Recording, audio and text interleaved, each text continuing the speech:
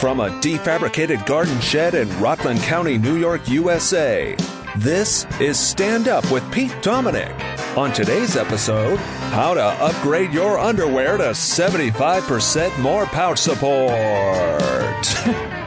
And now, the podcast host who has no problem shamelessly plugging his pouch support, Pete Dominic! That is right, Pico. Good to have you back, and thank you very much for another amazing introduction about my pouch, which is adequate, I guess. Hello, my friends, and thank you very much for joining me today. I have two excellent guests.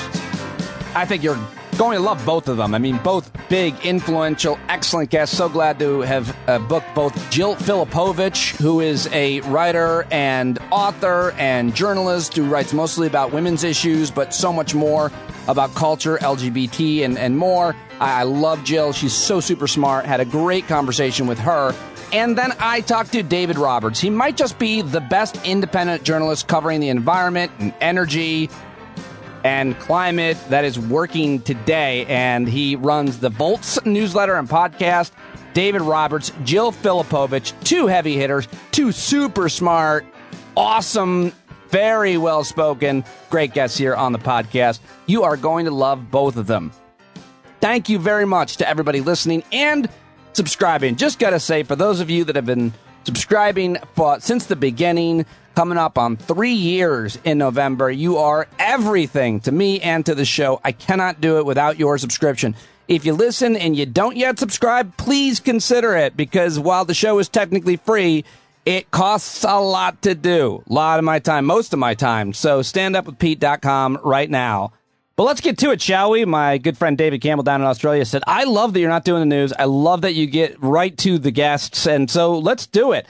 Like I said, David Roberts coming up, but first it's time to talk to Jill Filipovic, who has her own new podcast now, The Week in Women. You should definitely check it out. Subscribe to her Substack, jill.substack.com. She's a journalist, a lawyer, an author. Her most recent book is Okay, Boomer, Let's Talk, How My Generation Got Left Behind. And before that, she wrote The H-Spot, The Feminist Pursuit of Happiness. She's a reporter who's covered human rights, women's health issues from more than a dozen countries, a columnist who writes about U.S. politics, international affairs, and she's been a contributing writer to the New York Times, Time Magazine, the Washington Post, and, well, pretty much you name it. If you're not following her, you should follow her and subscribe to her and support her. I think you'll really love it if you don't already. I'm very happy. She was the first person I wanted to reach out to when Roe v. Wade got officially overturned, and so I was very excited to get her on.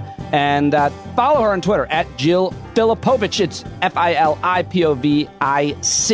And here we go. Very happy that I've landed her as a guest, because as soon as, I guess it was a week ago, Jill, Roe v. Wade was officially overturned, you really were the first person I want to talk to. I always love reading your Twitter timeline. I love reading all of your articles, your books, and now a new podcast as well, which I'm very excited to talk about. Thank you for joining me again. Yeah, thanks for having me. This is a weird time in our lives, in the world, in America. But just to mention this new podcast that you've just launched, I'm really excited about this. It's called The Week in Women. And you've just launched it, a roundup of the week's most important women's rights headlines, plus a deep dive into one critical story. I'm here for it. I'm subscribing with a paid subscription. I'm very excited. Tell us about why you're doing this and what to expect. Well, thank you for subscribing. You'll get the podcast before everyone else. So the idea is just to break through the noise of what is in the news in gender and women's rights. So to do, kind of do a quick rundown of here's, the 2, 3, 4, 5, 6 things that you may want to know about this week. And then here's a deeper analysis of one particularly important story or big issue, sometimes just me, sometimes with a guest or an expert. Awesome. I can't wait. I'm really excited about that. You're like the queen of all media. Books, stuff, articles, podcasts, obviously awesome on social media. So it's been about a week since the Supreme Court overturned. Well, it's been about a year since the Supreme Court overturned Roe v. Wade and so many other decisions. And I guess I just wanted to start by asking you, how would you describe this conservative court? How would you describe the makeup and how they're making their rulings, or what it means for America, especially American women? Yeah, so this court is incredibly radical. Instead of being kind of even an originalist court that hews to a coherent conservative judicial philosophy, this court just seems to be made up of kind of a smattering of right-wing theory without a lot of coherence. And so they're issuing opinions like the opinion overturning Roe, like the opinion invalidating a longstanding New York state gun law, that are inconsistent, that seem to have no ideological backbone, and that really the only through line is a hostility to liberal democracy, to civil rights, and a real fealty to extreme right-wing ideology. Very well said. And their decisions are going to have severe consequences on, well, the entire country. But let's talk about abortion bans. I mean, you have a really, really visceral, important piece at your Substack, which everybody should subscribe to, titled "Abortion Bans Are Violence Against Women." You spell it all out. A lot of people are saying this kind of thing, but what do you mean? So what abortion bans do is they try to legally compel women to continue pregnancies that they do not want or cannot carry, and legally compel women and other people who can get pregnant to give birth against their will. That is an act that physically harms a person's body. It forever changes their life. It has a physical element. It has a spiritual, emotional, psychological element. I compare it to sexual violence, not to say that forced birth and rape, for example, are identical things. They're obviously not. But to say that they do stem from this same root. We know that rape is not a crime of passion or desire, but rather a crime of control and domination. And that's the same motivation of abortion bans, is to essentially tell women, not only is your body not yours, but your body is a vessel for someone else or something else. It is a vessel for a man's pleasure and power, or it is a vessel for someone's political power. And being inhabited by a fetus or an embryo that we have decided is more important than you, the carrier. And so I think that's a really crucial frame to understand that both of these acts are acts of can be acts of physical violence. One thing I say in the piece is that the difference between voluntary parenthood and forced birth is the difference between sex and rape.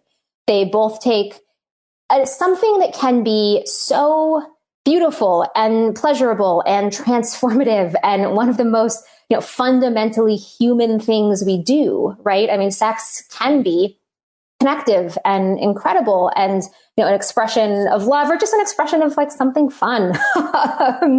And rape turns a space in a person's body that is otherwise a locus of immense pleasure into a locus of pain and violence and domination. And forced birth does the same thing.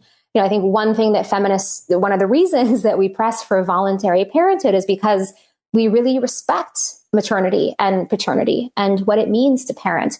And so while having a child can be such incredible, transformative, wonderful experience, when you force it on someone, I mean, you're forcing a person to carry a pregnancy for almost 10 months, to go through the indelible changes to your body that causes, to go through one of the most physically painful experiences that a person is going to go through in the course of their lives in childbirth, and that permanently physically alters your body, and that in the US really puts your life at a significant unnecessary risk.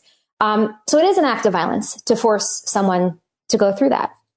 Yeah, I mean, you say in the U.S., and let's just unpack that a bit because of the statistics here. I mean, people might be surprised. I've been talking about this for years because regardless of women's reproductive rights or even laws, you can look at socioeconomics and healthcare outcomes, and you can go right down the line and see how unbelievably embarrassing our infant mortality rates, maternal mortality rates are in such the wealthiest country in the world. So that's what you mean by in the U.S., right? I mean, there are parts of this country where people, women and babies are dying at alarming rates for a country without resources. Am I getting that right? Is that what you mean by in the U.S.?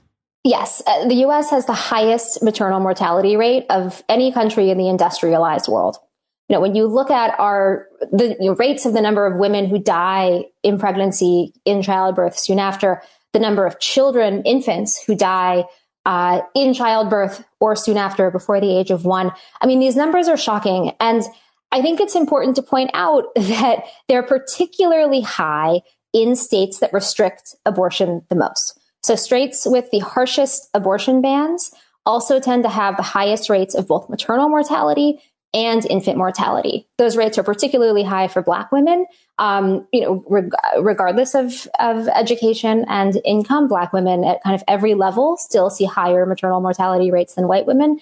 But I think it's worth pointing out that as these states are dedicating significant resources to banning abortion under just about any circumstances, they are doing virtually nothing to make sure that more babies who are born in their states survive, and that more of those babies' moms survive too. You write that the harm of rape is a physical invasion, but it's also a crime of power and control. It tells a victim that her body is not hers, that it's the subject to will of another, usually a man. Laws that criminalize abortion do the same. I mean, you kind of already just talked about that, but laws that criminalize abortion are actually going to kill women. I mean, people keep saying that. It's not hyperbolic. As soon as that law gets overturned, as soon as these states pass abortion restrictions, women will and are and already have started dying, not only here, but this is a provable policy in countries around the world. We know what happens when we make it harder for women to get to abortion. Is that right? Yeah, I mean, the U.S. is not the first country to have outlawed abortion, right? So we know how this goes. And we know that women die for a few reasons. And, this relates back to the maternal mortality point. In the U.S., it is much more dangerous to carry a pregnancy to term than to have an abortion. I think a lot of folks find that fact uncomfortable, but that's statistics. So when you force a woman to carry a pregnancy to term that she otherwise would have ended, you are forcing her to assume a higher risk of death, period. And we know that women who experience unintended pregnancies are more likely to be women who experience, a whole variety of other challenges in life that also raise their risk of maternal mortality. So that's one risk that we're forcing on women. And then the other is that when you make abortion clandestine, when you take it out of a legal framework, sometimes, and increasingly often, abortion can still be relatively safe if it's done with misoprostol and mifepristone, within a certain framework, and if women can access the information about where is a reputable source to get pills, how to use them. A resource like aidaccess.org will tell you that. However, not every woman has that access to information. Right. Not every woman knows where to go or where to look. And we're certainly, I think there's no question that we're going to see women taking this into their own hands in kind of more old school ways that are less safe, less reliable, and will absolutely put their lives at risk. So what do you think happened in the country and with the culture and in politics or maybe media that seemed to move the Overton window, the feeling on abortion, specifically when it comes to rape and incest? And now, I guess you have all these new laws about how you can prosecute anybody that is tangentially related to facilitating an abortion, from an Uber driver to obviously the doctor to anyone else. What happened? Like, what happened so quickly? Because it wasn't just a few years ago that during a Republican Senate race, somebody mentioned something about if you get raped, you're going to have to carry the baby to term or whatever it was. And people were aghast, and that guy was out, and it was a huge gaffe. And what was he thinking? And most Americans polled thought that was beyond the pale. Even if they were anti-abortion, you can't force a young woman who is raped, much less raped by someone that is related to them, to give birth. And all of a sudden, I mean, maybe not. It seems like we've really moved to this far extreme where a lot of people, including a lot of women, unfortunately, are somehow accepting this length which they're going to prosecute people. And I'm wondering what happened. So I don't think the public has really changed on this. I think the Republican Party has. When you look at polling on these questions, overwhelming majorities of Americans do think that there should be rape and incest exceptions to abortion laws. They do think there should be exceptions for the health and life of the pregnant woman. It's Republicans who are stripping those exceptions out. So a lot of the abortion laws that are passing now, they are going into place without exceptions for rape and incest. sometimes about health exceptions, and sometimes with life of the pregnant woman exceptions that are so extreme that you have to be literally on death's door before you can have an abortion. It can't just be that you will lose your fertility or that you will come close to dying. Doctors have to be damn sure that you are about to perish before you're allowed an abortion, which is just like so unbelievably cruel and backwards. So I don't know that the public has shifted. I mean, the majorities of the public supported upholding Roe v. Wade. Significant numbers even of Republicans tell pollsters that they wanted to uphold Roe v. Wade. But we've seen this really radical shift in the Republican Party, this consolidation of power. They don't really need to be representative of their constituents. And frankly, many of the party's supporters kind of treat this like it's baseball and the GOP is their team, right? And it's the fact that the party didn't even have a platform last year, I think tells you kind of how little really hardcore Republican voters are caring about policy. Yeah, that's such a great point. They didn't have a platform because it was just about winning. It didn't matter what they believed in and it's about Trump. Yeah. It was just about beating the rest of us. I don't know. Mm-hmm. And I think that's the motivation. And I think a lot of this is not true, I don't think, of many moderate Republicans, but it's certainly true of the hardcore pro-Trump base. It's the Adam Serwer point. The cruelty is the point. These are folks that really relish, sticking it to women, to minorities, to liberals. It's a politics that I think is quite inspired by a desire to dominate, a desire to hurt. And so I don't think they really care if the people they're hurting are rape victims or women who are going to die during pregnancy. What if they're their family members? I think that a lot of these folks assume that this just won't come for them, or that, they'll have the one exception that will be okay, right? All the other women in the abortion clinics are sluts except for me kind of thing. Which is, pro-life women get abortions too. Catholic women, religious women, get abortions at roughly the same number as everyone else.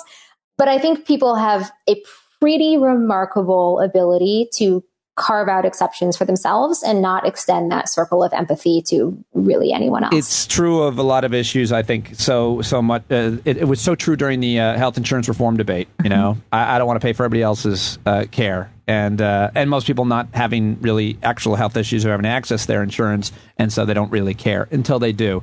Let me ask you about another piece of yours that you wrote recently at jill.substack.com. Folks, if you're not subscribed to Jill's stuff, like I told you, she was the first person I wanted to talk to, and she's been super busy, and we had to reschedule, but as I told Jill, I was like, I'll move heaven and earth just to talk to you for a few minutes, because I really think you're one of the most important voices on these issues and so many others. But you write, the title is, When the Terrorists Win. What happens to a nation when terrorist movements take power? And if you don't mind me reading this one paragraph from it, because you've aggregated these statistics, where you write, Jill, since 1977, abortion opponents have, in the name of pro-life ideology and the furtherance of their political agenda, committed 11 murders, 26 attempted murders, 42 bombings, 196 arsons, 105 attempted bombings and arsons, 472 clinic and other invasions, 100 butyric acid attacks, 663 anthrax and other bioterrorism threats, 676 bomb threats, 491 assaults, 4 kidnappings, and 332 burglaries. These are not lone wolf attacks. Many were carried out by organized groups. Men who murdered abortion providers often relied on networks of fellow, quote, pro-life activists to hide them from law enforcement. And this movement has taken power in the courts, in Congress, and in state houses. And again, people might think this is extreme when terrorists win, but you spelled it out right there in that piece I just read, right? Right. It's troubling that the anti-abortion movement has been one of the most successful, violent right-wing movements in my lifetime. I mean, certainly not the only one, but definitely one of the preeminent ones. And we've seen this play out in a few different contexts. We've seen violent abortion opponents essentially have sympathetic politicians in the Republican Party and now on the Supreme Court. We've also seen it with the civil rights movement, right? I mean, this is the story of the push for racial equality or racial justice in the U.S. since the beginning, which is that every time some progress was made by Black people, by African-American people, there would be a vicious and brutal response by white supremacists. And it played out in a similar way, that you had judges, you had police officers, you had elected officials kind of from on high, putting on the sort of front-facing aesthetic, right, of those racist movements, putting things in legalese and in kind of socially acceptable terms, passing laws.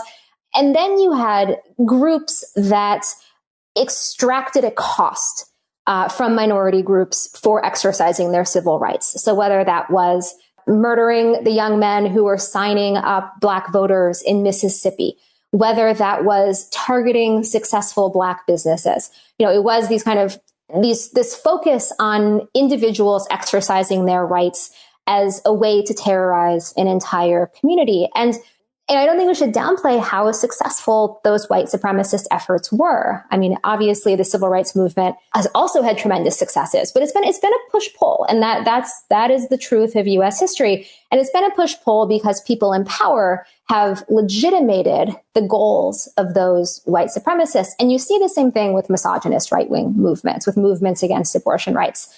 That where those violent anti-abortion folks turned their sights, it was both state legislatures and elected officials, but also individuals exercising their civil rights, individuals that were providing abortions, individuals that were seeking abortions, to essentially extract a cost from those folks, to make seeking an abortion something that was shameful, that was humiliating, where you would get heckled, where you would get screamed at walking into a clinic, where maybe your photo gets taken and put on the internet, which was a tactic of some of these groups. And where at worst, you risk your life, because who knows who's going to walk into the clinic and shoot it up or bomb it.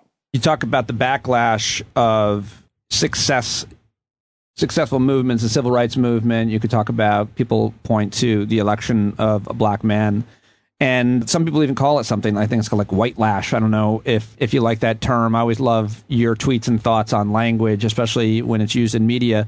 But I don't know the history of the feminist movement in America well enough to know the reaction to that. And because it would seem, we're talking obviously a lot about women's reproductive rights as it relates to abortion because of the Supreme Court, but a lot of people have talked about the backlash to the women's rights movement, which is ongoing, but certainly was revitalized for the election of Trump, the Women's March, and then what a lot of people refer to as the Me Too movement. Do you think there has also been a backlash to women's progress in this country and the reaction that women are having to injustice so publicly?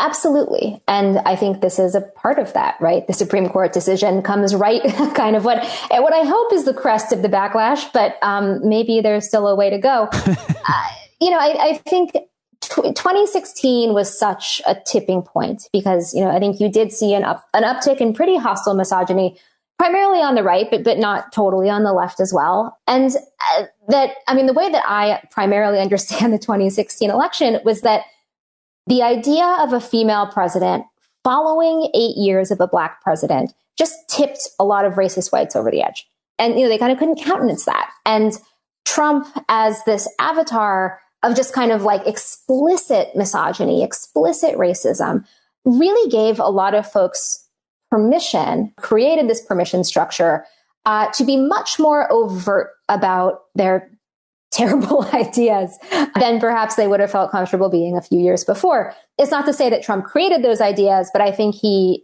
made them more acceptable to express. And I think he encouraged them, right? So it becomes this kind of self-perpetuating hate.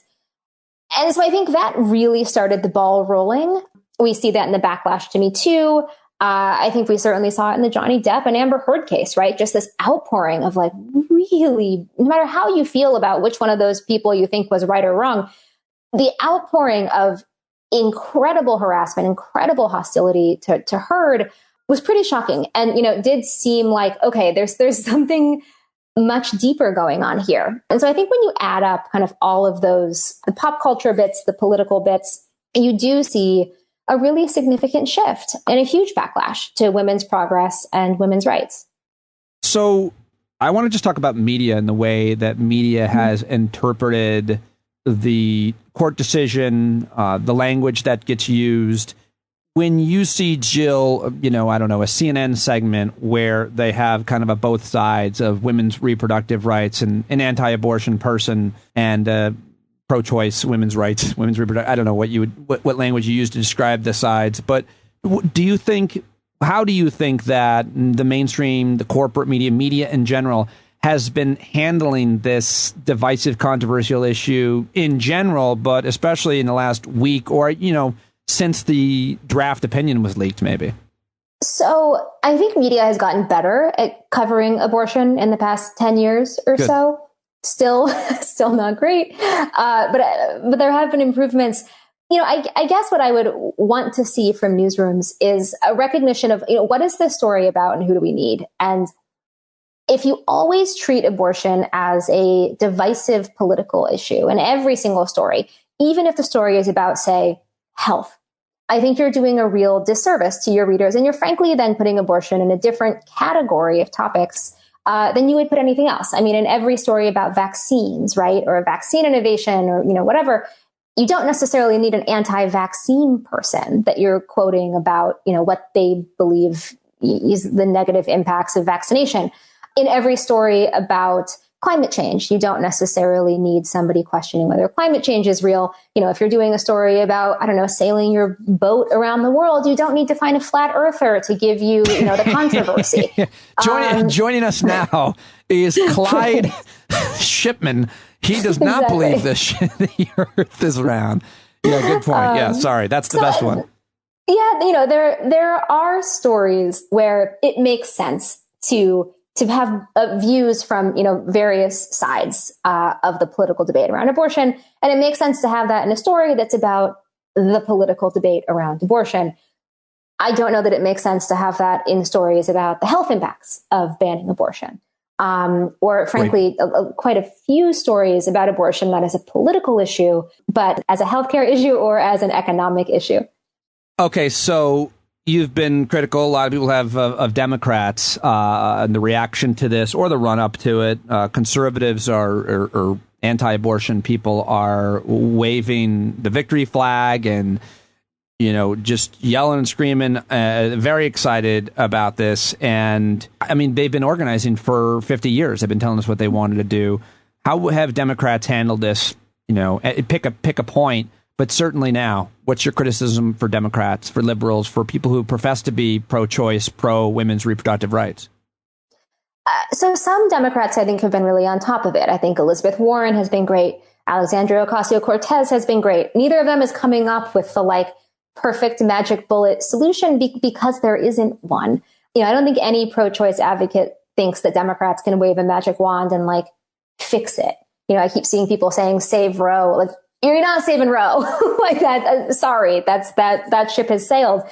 However, I think there are a lot of things that Democrats can do to secure abortion rights and safe abortion access for as many women as many people as possible. And you're seeing that from Warren, from AOC, who are coming up with at least some innovative ideas. Can we open clinics on federal lands? What can we do about national telemedicine for abortion? Can we make sure that everybody has access to abortion-inducing drugs?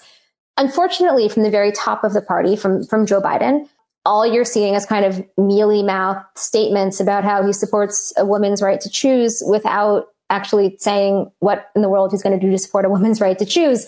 You're seeing other Democrats sending out fundraising emails, and great. Obviously, more Democrats in office is better than more Republicans in office. But tell me what you're going to do to preserve abortion rights if you win. And the fact that so few of them have been willing to offer kind of any real suggestions or ideas, I think is a shame. That said, Biden did just come out kind of tentatively saying he would support filibuster reform, which is something he had been really hesitant on in the past, which to me shows that pressure works. I mean, women and people who care about women are pissed, and they're out in the streets, they're in front of the Supreme Court, they're, blasting Republicans and Democrats alike. And I hope that the Democratic Party is on notice that, this pattern of just saying we support a woman's right to choose and then not doing anything, not playing hardball to actually make that happen.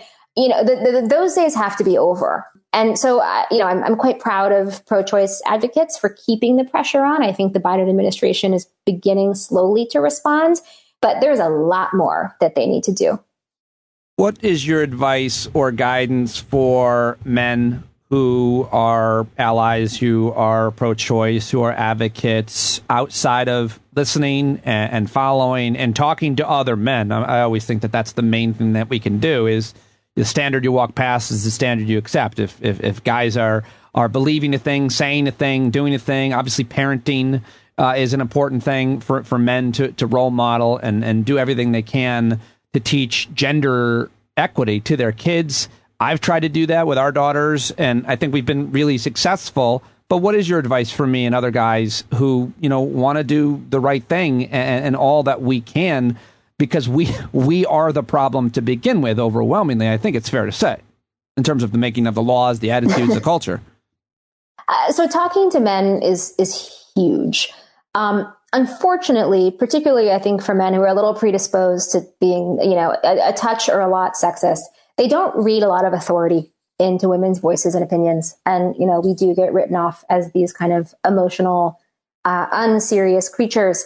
And, and I think there's been some good research on this, that men, particularly slightly more sexist men, may be more open to persuasion on issues, including on women's rights, if it's coming from other guys. So that's uncomfortable. I don't like that that's true, but it is true. So I would certainly like to see men trying to persuade other men on these issues. I'd also like to see men understanding that they really do have a stake in this. I mean, we have a lot of research on what happens when women are refused abortions and then are forced to carry a pregnancy to term. We know they wind up poorer, that they're more likely to be stuck in abusive relationships, that they're more likely to die, that they're more likely to have serious health effects, their children wind up worse off. But the same is true for men and for teenage boys. When young men become parents before they're ready, they also wind up poorer. They also don't wind up with kind of the same future that they had perhaps hoped for themselves. And, obviously the right to make that call has to be with the person who is carrying the pregnancy. But men have benefited tremendously from the era of safe legal abortion. It has meant that a huge number of men were able to have a child with the person that they chose to, right? That they fell in love with, that they decided to build a life with, were able to pursue a dream, a career, and not, essentially be stuck having to make kind of immediate short-term decisions because they were trying to step up for a child that they were not ready to have. So, for every woman who has benefited from abortion rights, and there are millions of women have benefited from abortion rights, there's pretty close to an equal number of men. And so I would like to see men see this issue not just as something you're doing for women, but as something that you also have a deep personal stake in.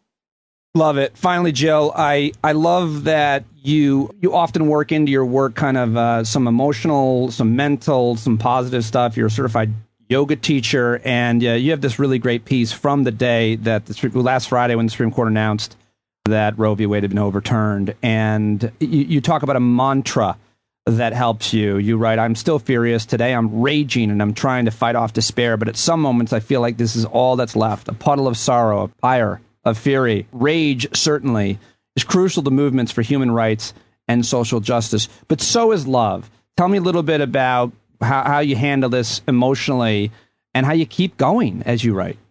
So I do think anger and rage is key, right, for any movement for justice. There's several good books on that topic. Rebecca Traister wrote one, Brittany Cooper wrote one, Soraya Chemaly wrote one, all excellent reads about the power of women's anger in particular. But, at least for me, the anger that I feel about these issues stems directly from the passion that I feel for them, the tremendous dedication, right, that I have to this this process of trying to make things better for women and for everybody. And so I do think we need to lead with that, right? Love for each other, this fealty to this idea of, it sounds so cheesy, right, to say like making the world a better place. But fundamentally that is what it's about, right? We want to make this place that we're living in better, freer, fairer, more pleasurable, so more people can live lives that feel meaningful, that feel fulfilling, that feel fun, and that fewer of us are kind of stuck under the thumb of domination and authority and see our lives kind of funneled in a direction that we don't want them to go. And that's loving work. That's work born, not out of anger and reaction, but out of vision and passion. And so when things like what happens last week occur, I think it's good to feel those rage feelings. And I think it's good to feel the sorrow, but to realize that where all those feelings do stem from is love, is dedication, is vision. And sorry to get too yoga teacher. No, I love that. I love that you're a yoga teacher, and I love that you work that into your writing, to your work. I think it's certainly part of what sets you apart with all of the amazing voices out there on these issues. I love that. I think it's really important to, especially now, to have a practice that works for you. Otherwise, it just gets dark real quick, real early, all the time. So I really appreciate that. And I really appreciate you. And I'm very excited about the new podcast, and I'll plug it on the way out. So I just want to say here at the end, thank you very much for fitting me in. It means a lot to me to get to talk to you, and I feel better already. Thank you, Joe. Thanks, Pete. All right, there she goes, Jill Filipovic. Go subscribe right now. Go tweet her, because she's tough to get on, and she's super busy. So I want to make sure that you let her know that you heard her here and that you liked having her on the show. JillFilipovic.com, Jill.substack.com, and check out her new podcast, The Week in Women. Very excited. Such a good person. She and her husband doing some really, really good humanitarian work, helping an Afghan family get resettled here in the U.S., settled in the U.S. They're just awesome people, awesome guests, great writer. Go check it out and support her. All right. Now it's time to get to my second guest, David Roberts, who you're going to absolutely love. But I do want to tell you about one thing first, and that is, let me ask you, what is one of the greatest feelings as an entrepreneur? How about when you start to build a team with people who care just as much about the dream as you do, and they have the skills to make it happen? If you want to find those people faster, you need to get Indeed. Indeed is the hiring platform where you can attract, interview, and hire all in one place. Instead of spending hours on multiple job sites searching for candidates with the right skills, Indeed's a powerful hiring partner that can help you do it all. Find great talent faster through time-saving tools like Indeed Instant Match, assessments, and virtual interviews. And with Instant Match, over 80% of employers get quality candidates whose resume on Indeed matches their job description the moment they sponsor a job, according to Indeed data. One of the things I love about Indeed is that several listeners have told me that they've used it to hire great people at their companies, at their firms. It makes hiring all in one place so easy. No other job site takes care of you like Indeed, because with Indeed, you only have to pay if an applicant meets your must-have requirements. Indeed puts you in control of what you pay. You set your must-have job requirements to only pay for the applications that meet them. There's a transparent flat fee per application. You get to pause your job posting whenever you want. And when you sponsor an Indeed post, you're 4.5 times more likely to get a hire, according to Indeed data worldwide. And Indeed's doing something no other job site has done. Now with Indeed, businesses only pay for quality applications matching the sponsored job description. Visit Indeed.com/standup to start hiring now. Just go to Indeed.com/standup. Indeed.com/standup. Terms and conditions apply. If you need to hire, you need Indeed. Oh, and by the way, the minute I've been talking to you, 16 hires were made on Indeed, according to Indeed data worldwide. All right, now it's time to get to my second guest on today's show. So excited that he was able to join me. I am a huge supporter of his work and have been for a long time. You got to check it out at volts.wtf. On Twitter at drvolts. It's David Roberts. He writes a newsletter about clean energy and politics, comes out twice a week, give or take. He's now got a podcast as well. He is so well connected, so smart. He's been reading, writing, and thinking pretty much about this subject matter for over 15 years. He was with Vox before this. He was with Grist before this. I've been following him since, I think, 2004, and he's just the best. I just absolutely love watching him, reading him, and certainly talking to him. And I'm very happy that he joined me today to talk about the Supreme Court decision, about the EPA, and so much more. It's time for Dr. D.R. Volts. I always say doctor. It's David Roberts. D.R. Volts. Volts WTF. David Roberts, let's do it. All right, well, I've got the great David Roberts joining me right now. I've just told you everything about his work, and I'm super... The great David Roberts, is he behind me? No, that's you. Don't be you're like, I mean, I don't know who you like in terms of reporters, in terms of people who do what you do, but you're pretty much the best in my mind. Everybody knows who you are and what you do, and it's a tribute to the immense amount of work and the time that you've been doing it. So I think you're great. Well, thank you. Thank you. Yeah, I love the new podcast, man. Tell me, how are you liking doing that? You've always been a great writer, but you ventured into podcasting. I think you do a great job, and I want to talk about the few episodes that you've been having with all these obviously huge guests that you're getting on the issues. It's great. It's fun. I mean, I feel a little bit like I'm getting away with something because it's easier to prepare for a podcast than it is to write a, whatever 3,000 word article, which is what I usually do. So it's fun. And you can just jump into something that you're totally unfamiliar with. You don't, whereas where I'm writing about it now, I'm all anxious. I need to completely learn it before I, write about it. But now all I got to do is ask questions so I can jump into anything. So it's been fun to stretch out a little bit. I've always loved that your personality, cynicism, and humor come through in your articles and your tweets, but I like it even more to hear it on the podcast. I love it. I love your takes on things, and I love your attitude towards it all. It makes me feel human. Thank you. I appreciate that.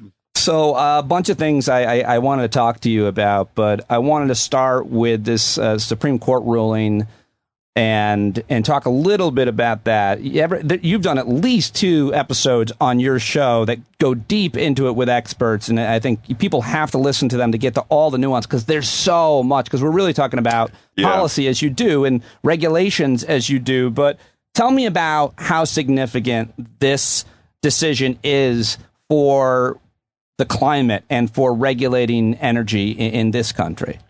Right. Well, the decision itself, taken in isolation, won't have that huge of an effect. Right. It was not. I think the right way to frame it, I think the right way to think about it is, if you look at Dobbs, the abortion decision, that was an Alito special. Alito likes to drop nuclear bombs. He's like precedent. Fuck that, fuck you, fuck everybody. It's all dead. I'm blowing it up. Yeah. And even as Roberts in that decision wrote with the dissenters saying, like, maybe not a nuclear bomb, Sam, like maybe we could take a more chill approach to this. Anyway, so that was an Alito special. The EPA decision is a John Roberts special, which is very different style. Like he's on board, along with the right side of the court, in dismantling the administrative state. That's what they want to do. They want to radically scale back the amount of power in the hands of federal agencies.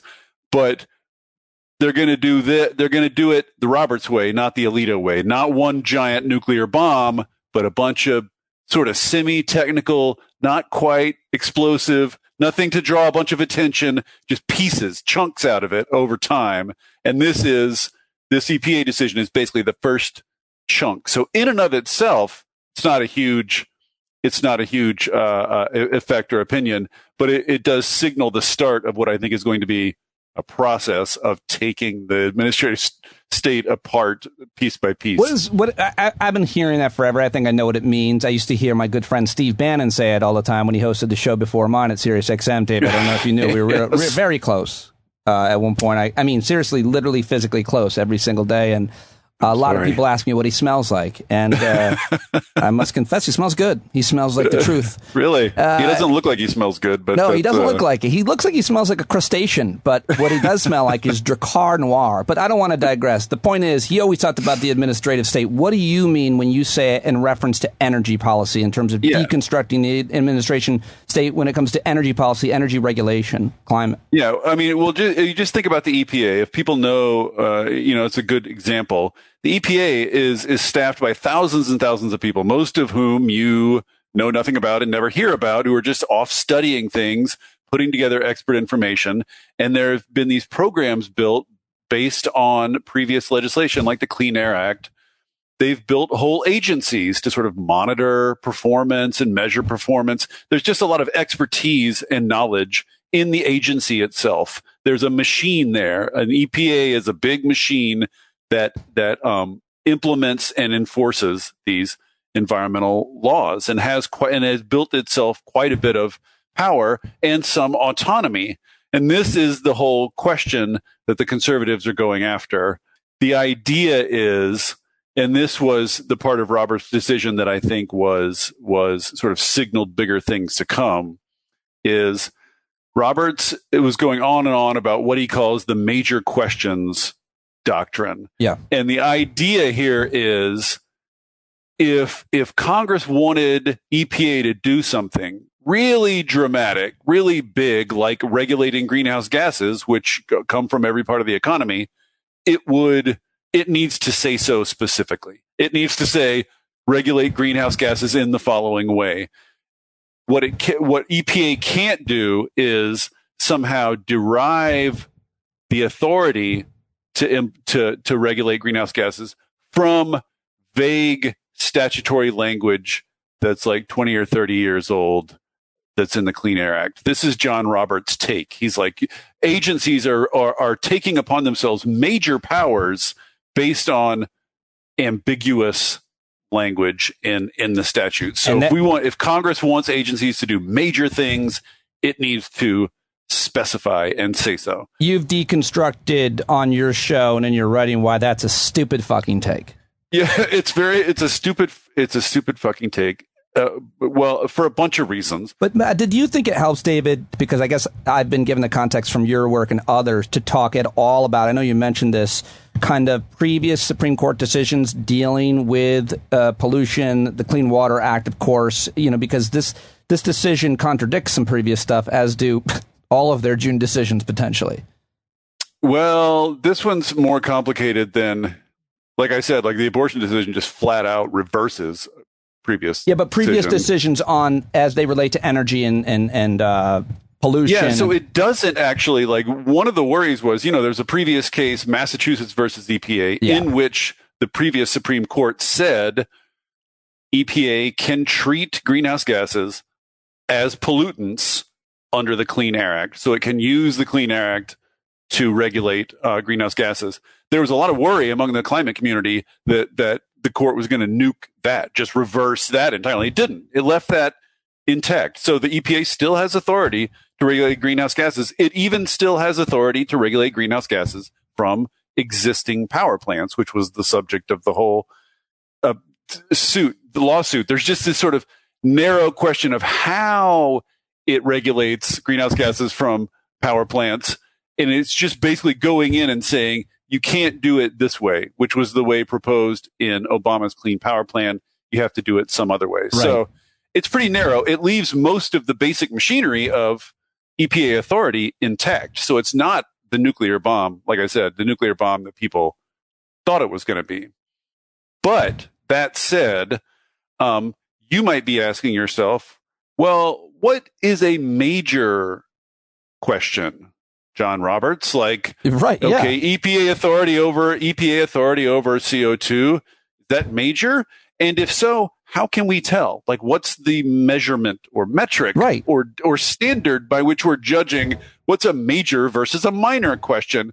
And it turns out John Roberts, who allegedly has a whole doctrine, major questions doctrine, has nothing to say on this question. Right. It's major if it feels major to John Roberts. That is unbelievable. The only standard applied. So the worry is now going forward, if you're in an agency, if you're in one of these agencies and you're contemplating new rules, now you have to be thinking, well, is that major? Like, how major is this? Let me get my majorometer out and measure how major it is. But John Roberts has said nothing about what it means to be major. Because what they're going to do is be cautious now in advance, which is exactly what he wants. They're going to trim their sails in advance to avoid lawsuits. So he won't even have to deal with these questions anymore. They're going to sort of self-police now. EPA, all the other agencies. I mean, they've been taking whacks at the administrative state across the board, the CDC, the FDAs.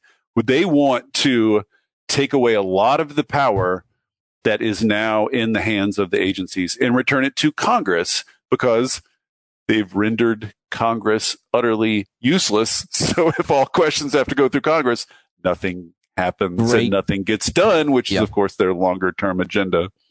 But when the Clean Air Act is passed by Congress, it basically says, in the fine print, I guess, that we're going to leave the decisions of what is a pollutant, what is too much, up to the EPA. And as you guys talk about in one of your recent episodes, the judges don't know anything about science or pollutants, and neither do Congress. Neither does Congress. I know. That's left for the people, the scientists, and the people who work in the EPA. Explain a little bit about why that's so absurd. Yeah, it's really ridiculous. And Kagan's dissent in the EPA case gets right at that. And her last paragraph of her dissent is basically saying, in so many words, I can't imagine anything more terrifying than judges deciding the mechanisms of what and how pollutants get regulated. Like, what a nightmare scenario. And this is the thing about the major questions doctrine, which, I just should emphasize before we move on, is made up. It does not, there is nowhere in the Constitution where it says, but nothing major. Like, as Kagan says in her dissent, Congress has been assigning major powers to agencies since the get-go, since the nation was founded. But in particular, your question is about the Clean Air Act, and that is one of those 60s and 70s environmental laws which very much intentionally leaves most of the details to the agencies. It basically says every 5 years or so, EPA scientists should review the latest science, the latest evidence, determine what is in the air that's harming people, and then regulate that. And you could not be more vague. You could not be more explicitly turning over major power to do that to the EPA. Like, that's what the law says. It is deliberately written to evolve and grow and change over time as new evidence comes in. And it's just that conservatives hate that. They hate that feature of it, because those laws, the Clean Air Act and the Clean Water Act, have been the basis of almost all environmental progress in this country for the last 30 years. Like, they have been the foundation of it because they were designed to grow and evolve over time as new threats emerged. And conservatives just hate that. So they basically want to say, if you go farther than major questions, there's Neil Gorsuch, who has this non-delegation doctrine, which goes farther and says Congress just can't. There are certain powers it just can't give to agencies. It's called the non-delegation doctrine. And so if you take that seriously, then you're going to be going back and ruling that most of the major environmental laws in the country's history are unconstitutional, which would be, again, a nuclear bomb way bigger than John Roberts wants to drop. But that's on the horizon. That's where they want to go. Well, who they are not the justices, that they are the people who bring these cases, the strategies behind them. And EPA versus West Virginia, my understanding, thanks to the Volts podcast, is that they were some states' attorneys generals, I guess some energy groups. Coal companies specifically. Notably not the regulated power utilities, the power utilities that are going to have to obey the rule were not involved in the lawsuit because they're fine with it. It's literally just dickhead Republicans and coal guys. That was the only people involved in this lawsuit. Yeah, and also a bag of coal. On the other side was a mountaintop and the EPA. But the really interesting point that you made a couple times, and I just want to get you to just mention this, is this could backfire for at least the coal companies. And a lot of this has to do with this kind of uncertainty, which major industries, manufacturers, automobile industry, they want the certainty for what the regulation has been. And since, maybe you'll go further back, but Obama to Trump and now back to the Democrats, it just keeps changing, and they can't plan for their inevitable electric future as long as old man coal is still holding the bag. Is that, pick it up?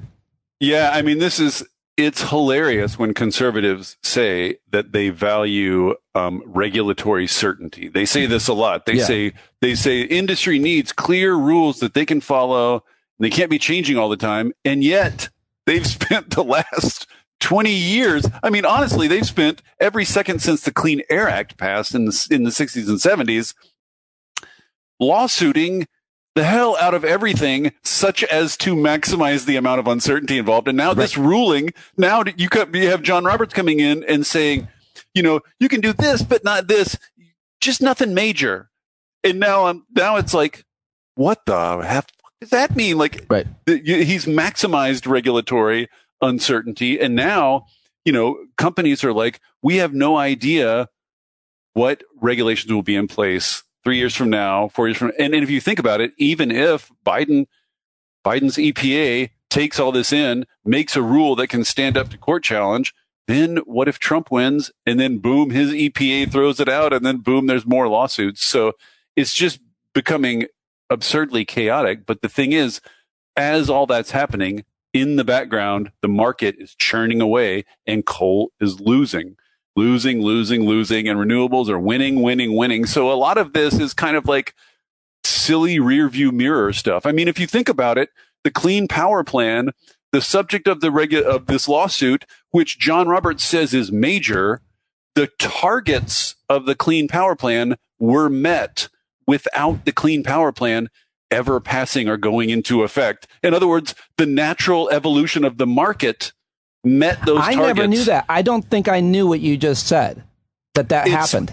It's wild, which means almost by definition that the regulations wouldn't have done anything, right? Like they wouldn't have changed the market at all. The market was literally going there anyway. So if you think like, if anything counts as not major, you'd think it would be regulations whose targets were met even though they never passed. So like clearly they were not particularly stringent, right? Like it's just like, what could be less major than regulations that turned out to be utterly beside the point, right? It's ridiculous. So the market's evolving this way anyway. And the irony, which I think you were getting at with your question, is one of the things, one of the sort of effects of this very narrow ruling is that EPA now can only regulate these power plants based on what the power plant can do to itself. It can't be looking at the rest of the power fleet. It just what can the plant do? And the only answer to that question really for a coal plant is either switching away from coal or attaching carbon capture and sequestration onto a coal plant. And I'll just tell you, coal is already the least economic form of electricity generation today. So if you take a coal plant, which is already uneconomic, take a third of its power to operate the carbon capture and sequestration, like double the cost of the resulting electricity, then you've got hyper uneconomic coal plants, right? So this is the irony here is that the regulations EPA ends up passing may do just as much or more to kill off the coal fleet as the previous ones would have done. I don't understand, where is the coal industry? Where is the future of the coal industry? Where is it still even in existence? It's alive and well, unfortunately, internationally right now. Right. I mean, we have a short-term gas shortage because of the Russia thing. And if you need immediate infusion of power and one of your fuels drops out, you got to boost up the other fuel that you run on, which in most places is coal. So coal's having a little bit of kind of a little mini renaissance. The long-term trajectory is down and out, and it's closer to gone in Europe, a little bit closer in the U.S. But even in like China and Vietnam, they're cresting that hill, and coal's on the way out. It's natural gas that is really the tricky, sticky, more difficult long-term fight, as we can see from geopolitics at the moment. Yeah, which is a really important issue to try to understand and wrap your head around, and you do that for us every day with your work. But I want to just ask also just about the kind of the politics of the moment in Congress. You just had this great interview with this activist, Lori. What's her last name? I just lost Lotus. It was such a great interview because it was like the question was, where does the environmental movement go? And kind of before we get to the activists who have certainly moved Democrats in recent years, and you guys give them a lot of credit, especially the young activists. It does seem like the question you two were grappling with on your podcast is that the politics of it. Democrats did as much as they could. They just didn't have the numbers. It really did come down to Joe Manchin. I was kind of surprised and not surprised to hear you both settle on the question of the broken Senate rules and specifically just the makeup of just the number that we have. I mean, how much more in terms of politics, in terms of Democrats, with Joe Biden's election, the Senate and House, the way it was, could have gotten done? Would anybody do anything wrong in Congress? You know, in retrospect, the die was cast on the day of the election. Right. You know, like Biden got as many Democratic senators as he got. And that more or less determined everything else in retrospect. Like, you know, and he only got 50, you know, like if he'd, you know, there were all the polls and all the pundits were saying maybe 52, maybe 53. Like if he'd gotten 53 Democratic senators, literally the world would be it's so different right now. Like yes, we would indeed. just be having a fundamentally different political world right now. It really does come down to these little accidents of history. Like if the voters of Maine had not fallen for Susan Collins bullshit, like, you know, like pick your race. But in the end, it came down to 50, which meant they needed every vote, which meant everything was going to be decided by Joe Biden. And only thing that was sorry, Joe Manchin. and I think the only thing that was uncertain was the question, you know, right after the election, which is how big of a jerk is Joe Manchin? Like, there were a lot of people who were assuring me early on, like, oh, he plays a jerk on TV. He's got to make a big fuss, but in the end, he'll come through. You see, he'll always come through.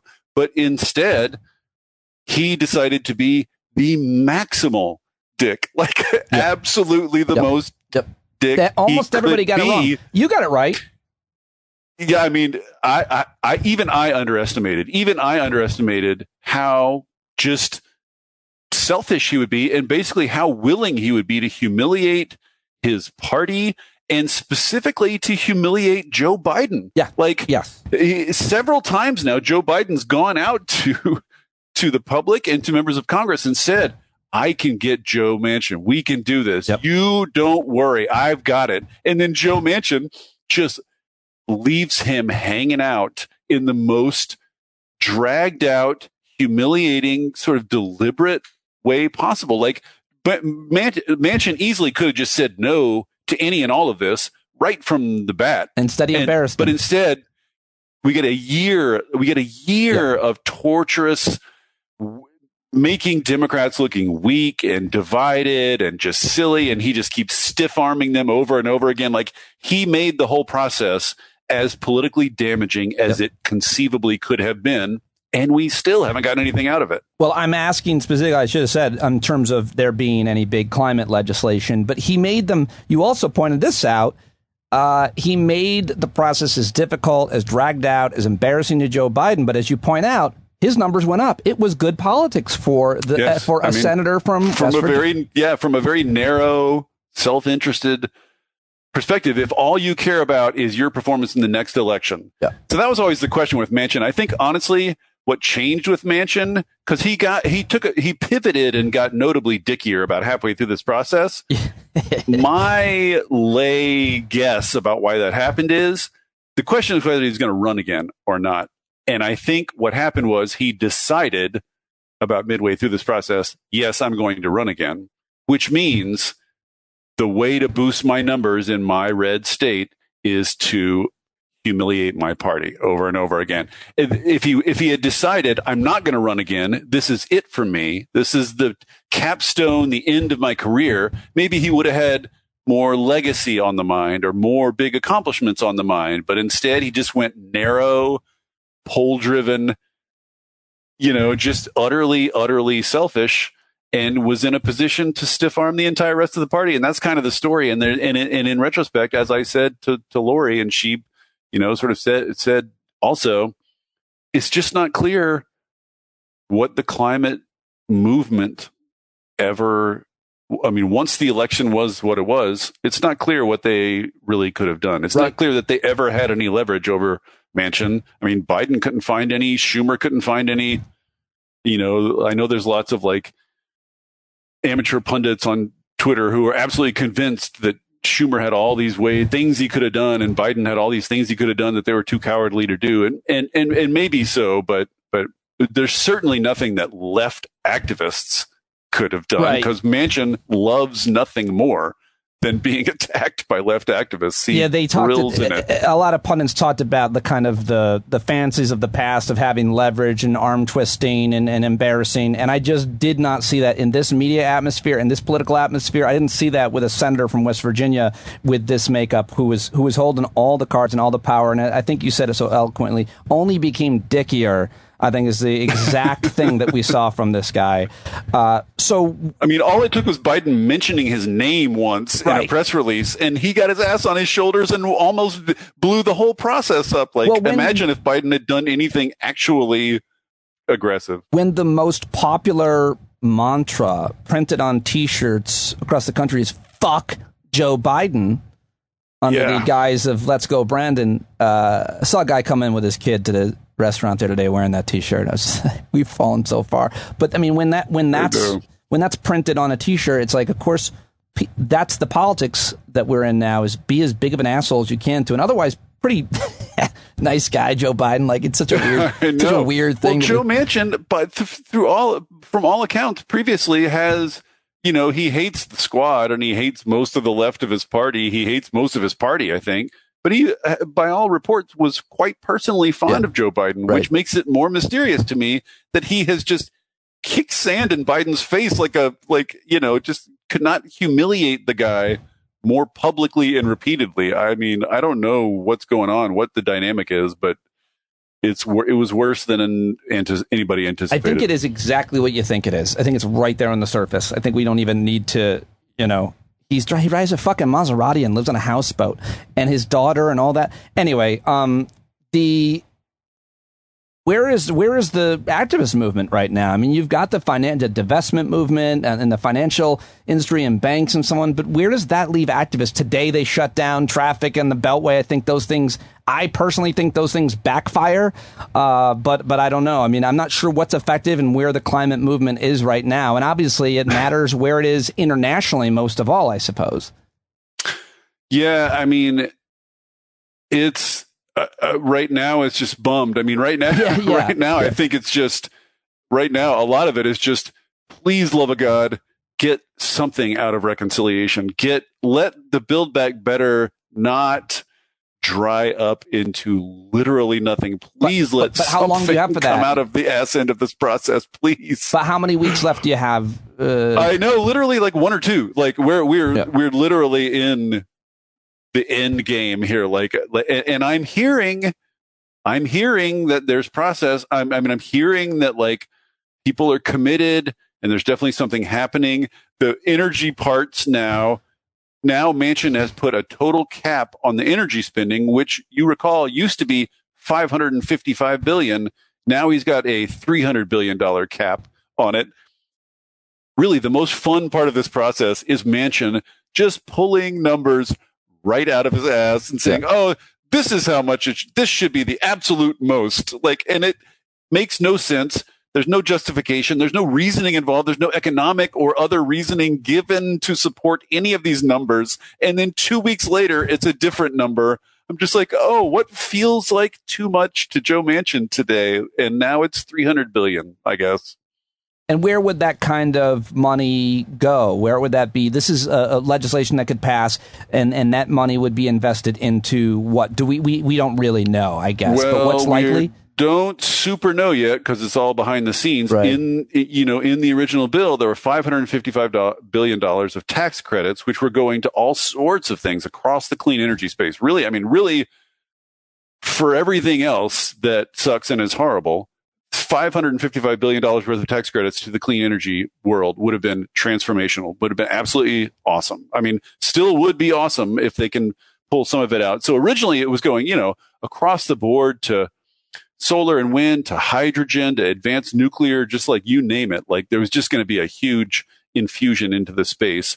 My sense is that in negotiations, Joe Manchin is going to systematically reduce the money going to clean energy and stick in all kinds of very fossil fuel friendly provisions into it. So we don't know yet how diminished the actual product will be relative to what it was in the beginning. But even $300 billion worth of tax credits to clean energy is a bigger thing than the U.S. federal government has ever done for climate before. Like, even this diminished thing that's left would be the biggest thing we've ever done. That would be amazing. And if it's happening, you would know, and you'll be on it for us with your writing, with your podcast. Now, before I let you go, I can't believe we've talked for only 30 minutes. But I'm sorry, you get me ranting about Joe Manchin, and I go on and on. Oh, I'm here for it. Yeah, I could do another 2 hours easily. But more proof that there is no God, or that God is one of the Koch brothers, because first God tried to take your hands from you, and you need your hands to write, and you have an issue with your hands. And then God apparently decided to give you cancer, because taking your hands, you got around that with the podcast. You've been really transparent about your health issues. I appreciate that as a huge supporter of your work and your reporting, and as a fellow human being. And I just wanted to ask you, how are you doing? You talked about this in a really beautiful 9-minute honest soliloquy, which I really appreciated you doing. I hope everybody will go listen to that. How is your health? Because we desperately need you. And am I right about God? He knows how important you are to... You're right about God. He's dead. No, he's a Koch brother. I'm telling you, he has been taken by coal interests. The arms are still terrible. I mean, it's funny, since I originally wrote about this, because I've had this going on for over a year now. Tendinitis, I think it's tendinitis. I don't really know what to call it. No one knows what to call these things. Some sort of chronic pain, something in my wrists and hands, such that typing is quite painful now.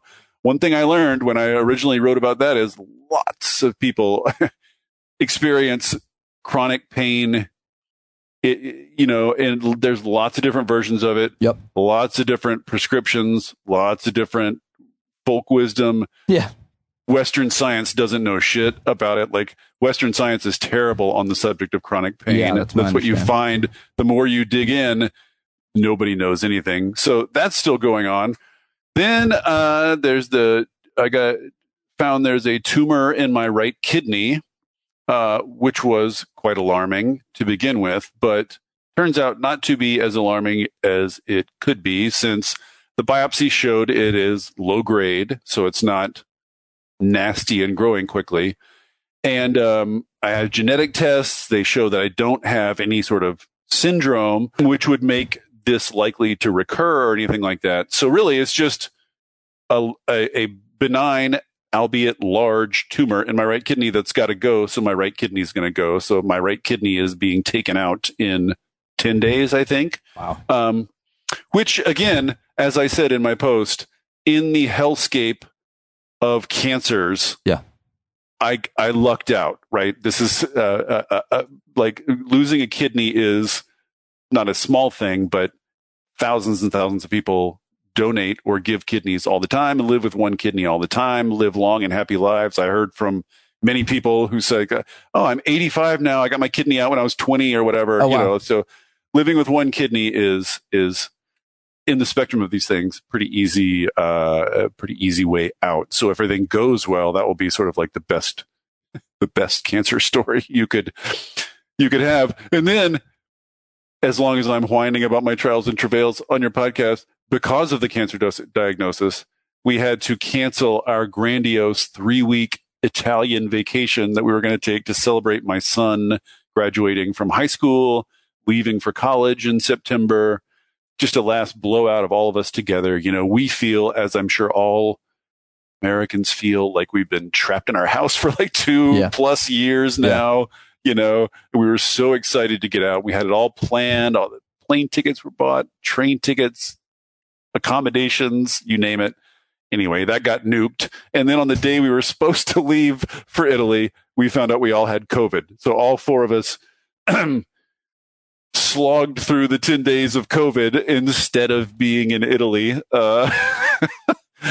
But we're more or less recovered from COVID. More or less all our symptoms are gone. Doesn't seem to be anything nasty hanging around, really. We're all testing negative now, so COVID's gone. Kidney's going to go in 10 days, and then, if all goes well, I will return to normal life after that within a couple of weeks. And then if I can just get my tendinitis figured out, it's smooth sailing from that point on. But that's why I'm podcasting so much. That's why I sort of switched to majority podcasting, because I can talk, as you can see. Yeah. If I can't type. Well, I appreciate you sharing all of that, and looking forward to you getting out through the other side. But I, along with so many of your supporters, readers, listeners, will stick with you through all of it, as whether you post anything or not, because your work is as important as anybody on the issue. And everybody, and the questions asked, and you're always no bullshit. I am so appreciative that you were able to join me on short notice, and I'm really excited to see whatever you do next. I'm always waiting for it, David, and best of luck to you. And I'm real sorry, obviously, about everything that's happening, but it sounds like you're handling it as best you can. Lots of people have it lots worse. So perspective, that's what I'm remembering. Thank you for all the kind words. Of course, man. All right, thank you for joining me, and I look forward to talking again soon. All right, bye now. There he goes, David Roberts. Wasn't that great? At DR Volts, everybody. Go check him out at Volts WTF. Support him. Listen to the podcast. I learned so much. He's the best in the game, I'm telling you. Very happy you joined me. Please let him know that you heard him here. Same with Jill Filipovic. Two great guests on the greatest podcast in the world, if you like podcasts that you learn and grow from. Okay, that's all I've got. I will talk to you tonight at the Hangout. I forgot to say it. It's the Thursday show. I'll see you tonight at 8 p.m. East at the Hangout. If you're a subscriber, if you're not, go to standupwithpete.com right now and subscribe and support the show, please. John Carroll's a singer. He's a songwriter. He's a listener. He's a subscriber, and he's a really good friend of mine. He sings us out each and every day. Take it away, Johnny.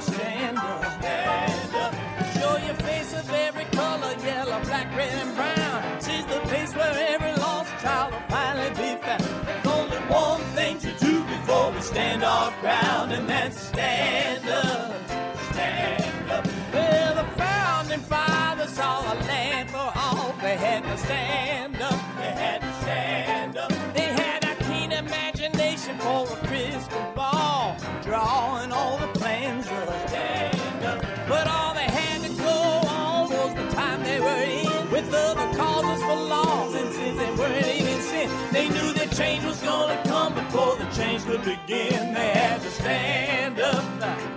All right, they had to stand up. We got to stand up. We got to look the devil square in the eye. We gotta let him know it's his time to go, and make it clear when all we hear is a lie. Why you lying awake wondering where the money all went? It'll be the cost of freedom that'll go unspent. You can see him flee the scene of that experiment if you stand up. All right, we got to speak up, we got to reach up and raise your voice in every way you know how. Don't be toes up, you got to show up. Ain't no better time to do it but now. No need to pledge allegiance to no wanton tribe. Rise up and show obedience to the voice inside, and listen well and it'll tell you not to run and hide. It says stand